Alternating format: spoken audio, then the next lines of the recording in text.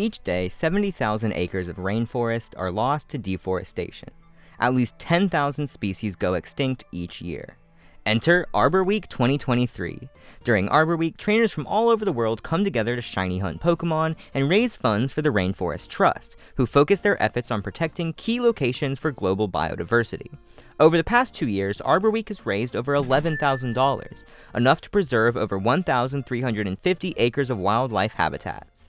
If that sounded abnormally professional, I'm glad you think so. I stole most of it from their poster. I, having started weekly streams, decided it would be a great time to join Arbor Week 2023. Not because I think my streams are going to bring in a ton of donations, but because it's fun to be part of a cause, and I can at least get the word out there through my streams and you know, this video. This was reason enough for me to stream, but things got even more interesting when our lovely event coordinator, Professor Rex, introduced these beautiful-looking tote bags with some shiny dudes. These are given out for a plethora of different categories, such as Best Clip, Highest Donation, Best Video, and most importantly, Coolest Shiny Pokemon. Admittedly, this recontextualizes my entire goal. Yeah, getting people to donate to save one of the most beautiful and at-risk areas in the entire world is cool and all, but counterpoint, I know, right? If I want to win the community vote for Coolest Shiny, I have to go to the lab and figure something interesting out. The first main thing we have to account for is that the Pokemon has to be forest themed. That's kind of the whole point of the event. Second, it needs to be particularly unique, which for me cuts out all of the tree-based shinies like honey trees, headbutts, and berry trees. My first idea was to hunt for a shiny Colosseum leader in Pokemon Battle Revolution, but none of the Pokemon they dress like are very forest-like, except maybe Pachirisu. Either way, these are some of the hardest hunts that you can do, and having a slightly less unique shiny might be better than not catching one at all. Next on the list, I thought back to my personal favorite shiny hunt, the Wishmaker Jirachi. The American bonus disc for Pokemon Colosseum on the GameCube had a Jirachi you could transfer to your Pokemon Ruby and Sapphire game, and it's personally one of my favorite hunts, and honestly shiny Pokemon altogether. This intersects with our challenge when we take a look at the Japanese Colosseum bonus disc, which housed a different Pokemon, Celebi.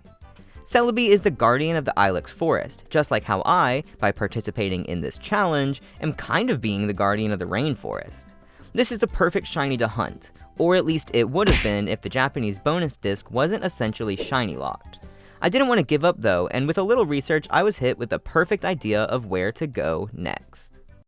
Get ready for the shimmering summer sensation. It's Pokemon Crystal for your Game Boy Color. Pokemon Crystal, coming out in the wonderful year 2000, was the first time players could get their hands on Celebi, at least if you lived in Japan, and also it was shiny locked. It is cool, however, that you could only get the Celebi event by connecting Pokemon Crystal to your phone with the mobile system Game Boy attachment. Through this event, you would receive the GS Ball, and after taking it to the Pokeball guy, Kurt, you'd have the opportunity to fight Celebi. This is super cool and all, but it doesn't help me. Except it does. In the slightly less mystical year 2018, Pokemon Crystal was released worldwide on the 3DS Virtual Console, with the GS Ball event included, and the shiny lock was removed. And with that knowledge, we're off to the races. I've already set up my pretty stream overlay just in time for day 2 of Arbor Week and day 1 of my hunts. In all honesty, day 1 was relatively uneventful, which was to be expected. I realized that within 2 hours of streaming, I can get 200-ish attempts, which obviously is not enough for me to feasibly get the shiny with the normal 1 in 8,192 odds. This really just became 2 hours of me fawning over the Pokemon XD soundtrack. I don't know if that's true on YouTube, though. Man, this song. Yeah, listen, Pokemon XD, the soundtrack is so good. We're on track to hit 202 hours to this beautiful theme for Phoenix City.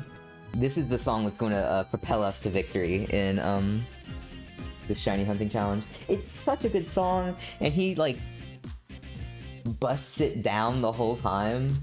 Also, though I didn't get a shiny Celebi, I did get $2 by having my chat bet on which attempt would be the shiny.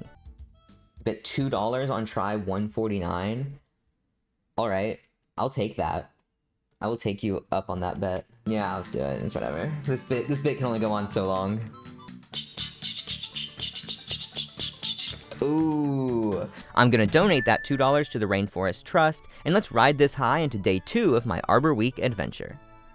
Day 2 managed to be even less interesting content-wise, but I did get more attempts in, bringing us all the way to 450 attempts. I decided that if we're going to spend the next week together, we need to get to know one another, so I took out my icebreakers. One of these icebreaker questions is Hugh Grant funny? I don't know. I don't know if Hugh Grant is funny. I don't think I know who Hugh Grant is. I mean, I know the name. What has Hugh Grant done? All of which I couldn't even answer myself. Maybe I'm the problem. Also, similar to day 1, we took bets. Instead of money this time though, I bet the entire stream. Hey Jeff, now that you're here, I do have to get the shiny. It'd be really embarrassing if I didn't get it on the first attempt after you showed up. Alright. Well, sorry, it was nice. It was a good stream. I'll see you all. Day 3 was particularly fruitful for my mental health. Not because we had any success on stream, but because my wonderful Cox internet had a planned outage that made it so there couldn't be a stream at all. At least it gives me some time to plan how I'm gonna optimally approach the last couple days, because we have to make up for these 250 attempts completely lost to Cox CEO Alex Taylor. Speaking of executives, this extra time gave me the opportunity to show the past couple of odds to my board of executives, and they had a couple things to say. First off, I was going to have to double my workload by running a second instance of the game. This will bring my odds to more like 1 in 4,096, which is still about 10 times more attempts than I have left to do this week. This still made sense, but more interestingly, the viewer retention from Gen Z audiences was particularly low, so I had to come up with something quick. Yeah, that will do.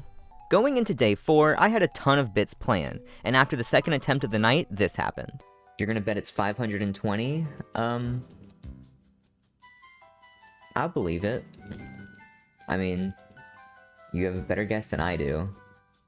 Because I'm starting to think it's gonna be something like 15,000.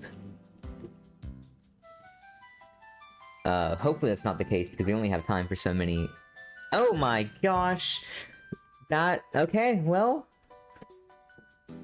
Okay. I'm so excited to have finally gotten this guy, but I was honestly a little disappointed it happened so fast. Only one person had gotten in the chat so far, so I hadn't even run all of my goofs and gags. I had so many funny bits planned. I was gonna play Subway Surfers. So I was gonna put on Subway Surfers for like an hour.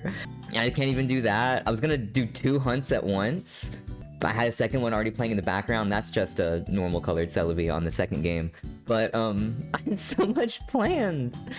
We were gonna watch Subway Surfers together. I am very glad to have gotten this little pink onion. I made it way ahead of schedule, and admittedly, I didn't have any other shiny hunting plans. I looked a little bit in Scarlet and Violet, though woefully unprepared, and I ended the night feeding into my now growing Pokemon Showdown addiction. Arbor Week took place in the last week of classes of my senior year in college, and the week I moved out of my apartment. So I'm very glad to still have been at least a very small part, even if I only caught 1 Pokemon and raised a total of $2. Arbor Week is such an awesome event, and I wanted to say thanks to Professor Rex for putting on the event, all the streamers who harbored such a pleasant community and raised all that money, and of course the surprisingly large subset of people who subjected themselves to chugging pilk to save the rainforest.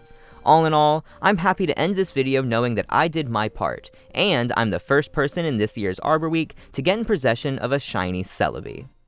Oh my god! Oh my god! Wait, what?